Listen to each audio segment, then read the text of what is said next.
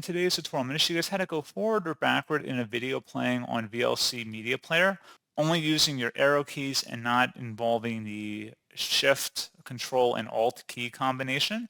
So this should hopefully be a pretty straightforward process, guys. And without further ado, let's go ahead and jump straight into it. So all you have to do is select the Tools tab at the top, go down and select Preferences.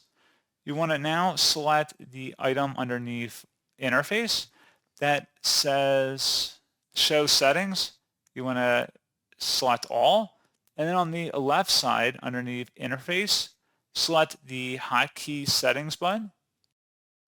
And then on the right side underneath Jump Sizes, you can adjust the long length to be whatever you want. This is in seconds, by the way. So if you want to do that, you can just kind of do a workaround basically. You can adjust the intervals for the jump sizes forward or back in the media.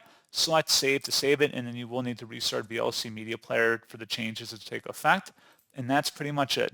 So as always, thank you guys for watching this brief tutorial. I do hope I was able to help you out, and I do look forward to catching you all in the next tutorial.